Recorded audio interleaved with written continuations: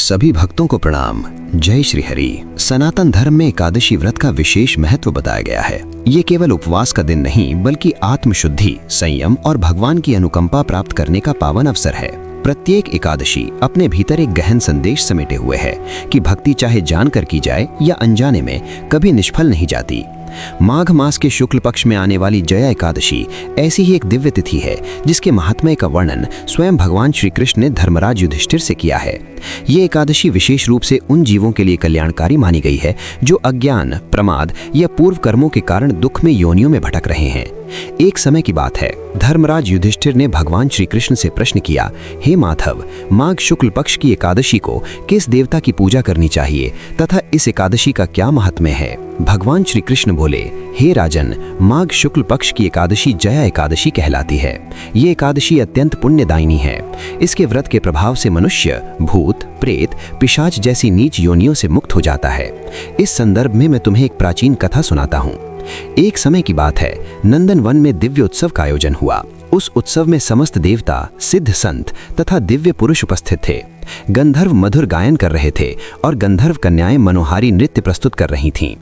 उसी सभा में माल्यवान नामक गंधर्व का गायन और पुष्पवती नामक गंधर्व कन्या का नृत्य चल रहा था। नृत्य के दौरान जैसे ही पुष्पवती की दृष्टि माल्यवान पर पड़ी, वो उससे मोहित हो गई। वो सभा की मर्यादा भूलकर ऐसे हाव भाव से नृत्य करने लगी जिससे माल्यवान का ध्यान उसकी ओर आकृष्ट हो जाए। पुष्पवती की चेष्टाओं को देखकर माल्यवान भी अपना संयम खो बैठा। उसका गायन सुरताल से भटक गया और सभा की पवित्र मर्यादा भंग हो गई। ये देखकर देवराज इंद्र को अत्यंत क्रोध आया। उन्होंने दोनों को श्राप देते हुए कहा, तुम दोनों ने देव सभा की मर्यादा भंग की है, अतः तुम स्वर्ग से वंचित होकर पृथ्वी लोक में अति नीच पिशाच योनि को प्राप्त हो। श्राप के प्रभाव से तत्काल ही दोनों पिशाच बन गए और हिमालय पर्वत पर एक वृक्ष के नीचे उनका निवास हो गया। पिशाच योनि में उन्हें असहनीय कष्ट भोगने पड़े। एक बार माघ शुक्ल पक्ष की एकादशी आई। उस दिन दोनों अत्यंत दुखी और दुर्बल थे। भोजन के अभाव में वे केवल फलाहार पर ही रहे। रात्रि में अत्यधिक शीत होने के कारण वे दोनों साथ बैठकर पूरी रात जागते रहे। शीत और कष्ट के कारण उसी रात उनकी मृत्यु हो गई। अनजाने में ही उनसे जया एकादशी का व्रत संपन्न हो गया। इस पुण्य प्रभाव से वे पिशाच योनि से मुक्त होकर पुनः दिव्य रूप धारण कर स्वर्ग लोक को प्राप्त हुए। उनका सौंदर्य पहले से भी अधिक बढ़ गया। जब देवराज इंद्र ने उन्हें स्वर्ग में पुनः उपस्थित देखा तो आश्चर्यचकित होकर पूछा, तुम्हें पिशाच योनि से मुक्ति कैसे प्राप्त हुई? माल्यवान ने विनम्रता से उत्तर दिया, ये सब भगवान विष्णु की जया एकादशी का प्रभाव है। इसी व्रत के पुण्य से हमें ये मुक्ति मिली है। ये सुनकर इंद्र अत्यंत प्रसन्न हुए और बोले, तुम दोनों जगदीश्वर भगवान के भक्त हो।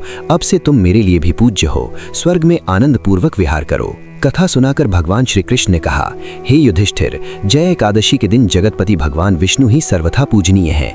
जो भक्त इस व्रत को श्रद्धा और नियम पूर्वक करता है वो सभी पापों से मुक्त होकर उत्तम गति को प्राप्त करता है।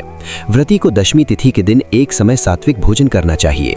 एकादशी के दिन प्रातः भगवान विष्णु का ध्यान कर संकल्प लें और धूप, दीप, चंदन, फल, तिल तथा पंचामृत से विधिवत पूजा करें। दिन भर उपवास रखें और संभव हो तो रात्रि में जागरण करें। यदि पूर्ण उपवास संभव न हो तो फलाहार किया जा सकता है।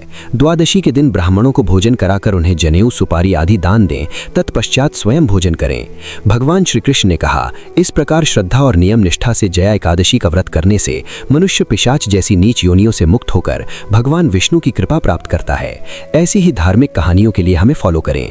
जय श्री हरि।